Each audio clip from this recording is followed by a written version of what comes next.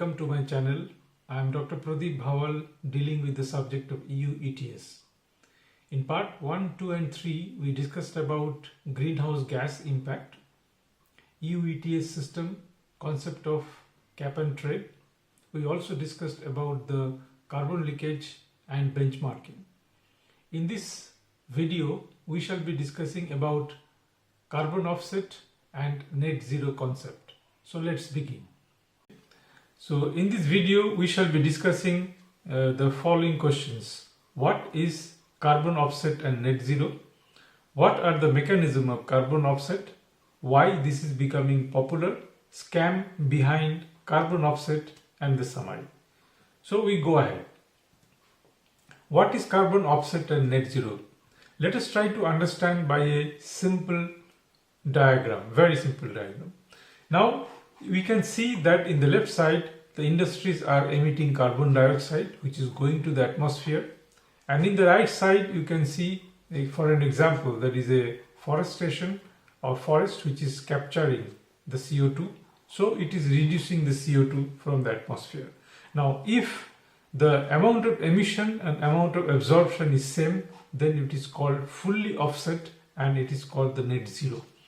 And if it is not fully absorbed in the forest, then we can say it is partially offset but not a net zero. Now it is simply, we can say that we have an earning and we have an expenses. If your earning is same as your expenses, then you are offsetting your expenses by the earning and the net balance is zero. So go to the next question, that what are the mechanism of carbon offset? How do you do the carbon offset? Now anything which is absorbing the CO2 can be defined as carbon offset mechanism. Now at the same time we also heard a lot about the renewable energy, recycling of biomass, but they are not actual sense the offsetting, because they are not, see, if you are talking about the renewable energy, they are not directly absorbing any CO2, but well, you are reducing your emission in your carbon footprint. Now the main mechanism or main group of mechanism behind carbon offset is forestation, carbon capture and storage, and carbon capture and utilization. Let us go brief onto that. Now what are the technology? Forestation we need to explain. Now carbon capture and storage. Now what are the different mechanism of captures or stage of captures? Most popular is post combustions, that the carbon is directly burned and then we have emission or emitting gas, and from that emitting gas we scrub CO2 and then we store it, use it, and that's the second part. Now in a pre-combustions means there are chemical processes by which we don't combust at the first place itself, but we go through a transformation process. For example, generation of water gas, where we are producing the water gas from the carbon, or you can say the coal, and then using the water gas as a fuel. So there are some carbon which is emitted during the process of production of water gas, and which is called the pre-combustion captures, and then when the water gas is burned, then we have a post-combustion carbon capture, or you can say the CO2 capture. We say another situation which is called the oxy-fuel combustions, which is also quite established. That means instead of using the air, we are using the pure oxygen with the carbon, and then we are burning it. And in this process what is happening, that we are becoming more efficient, because we are not heating up a large amount of nitrogen which is available in the atmosphere. Instead of that we are using direct oxygen, and overall heat efficiency increases and thus our CO2 emission decreases. That's the mechanism, third category of mechanism.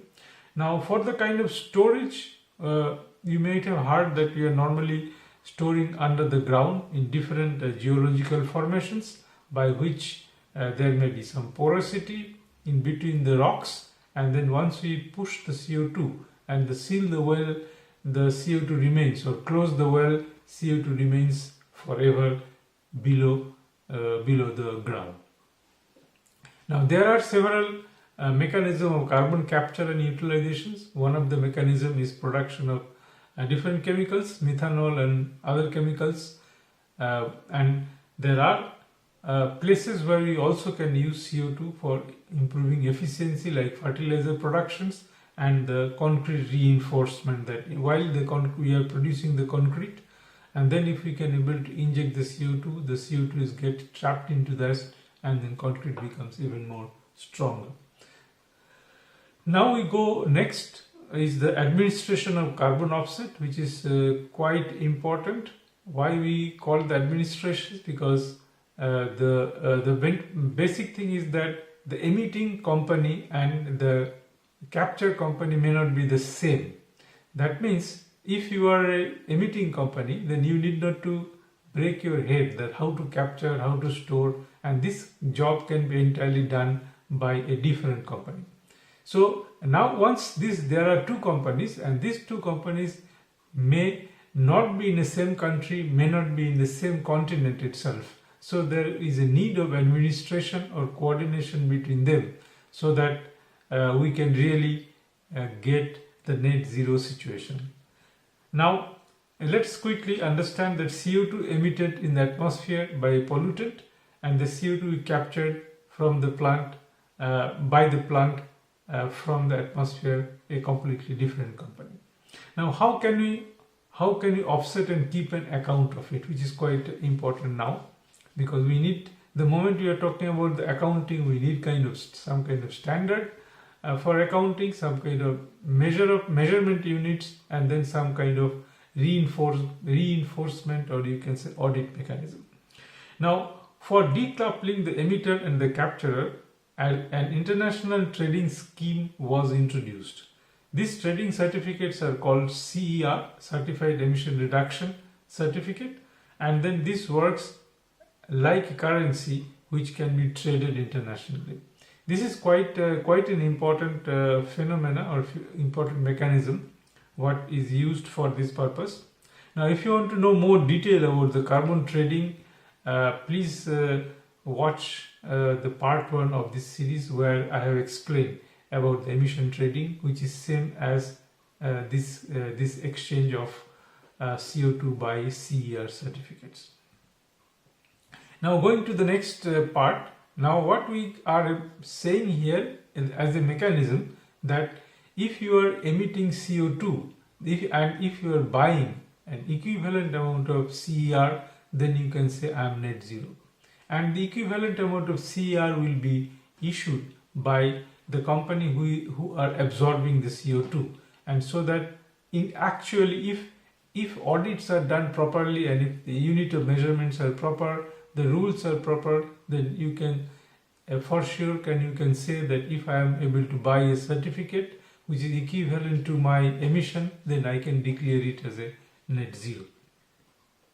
Now what are the steps the companies need to do for that, to declare themselves as a net zero? It's very simple. First you need to audit what is your emission, direct as well as indirect emission, and then buy CER equivalent to your total emissions, and then now your company is becoming the net zero company. Now this assessment of CO2s are normally done by the expert or the third party expert, so that the mechanism is much more robust and much more acceptable. Now some questions: is it mandatory? Now for some industry it is mandatory, but for some industry it is not. But now most of the industries are coming voluntarily to do this carbon offset, and they are buying CO2 in a process, they are buying CO2. So this money is greatly helping the company who are busy in carbon capture. Now the thing is so enthusiastic, like some individuals are so enthusiastic that they are also trying to offset their CO2 emission which is happening from the day-to-day use. For example, if I am using the car, I am responsible for some amount of CO2 emissions. So if I am buying equivalent of CER from my own audit, then I feel good that okay, I am a person who is a net zero emitters. Now last is that why this is popular. So let us look into some of the points why this becomes popular. Now, one of the most important ingredients of being a popular is how easy to implement. It is very easy to implement that you can do your audit and you know how much you are emitting, and you go to the market and just buy certificates. So it's so easy. Similarly, the company who are busy in this carbon capture business, they do the carbon capture, they do the audit, and they get certificates. And then once they are able to sell the certificates, they earn money to run the company of carbon capture.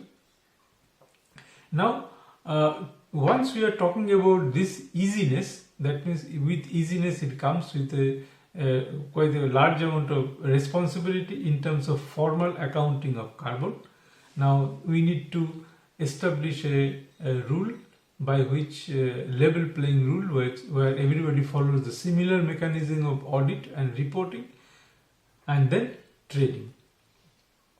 Now, that's why a third party audit is mandatory in this business of CER. If somebody is declaring that, okay, I have captured so much of CO2 from the atmosphere, but that is not enough, but that must be validated by some certified auditors, and then you can say that, okay, this is the amount of certificates which I can put into the market and earn money against my investment and effort towards a net zero company.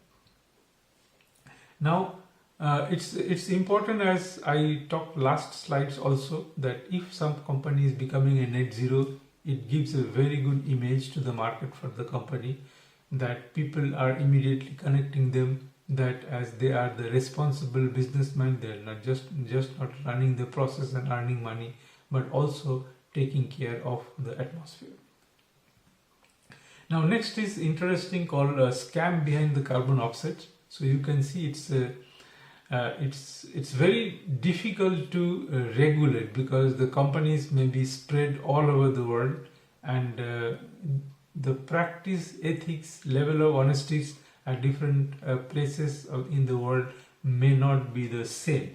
That's why the moment if you go to YouTube or any other social media, you will be able to get a lot of materials where people are discussing about the scam with the facts and figures. So if you want deep down, you can go and just have a look. I give you some basic fundamentals that why it is called scam. First is called fraud, audit and accounting of CER.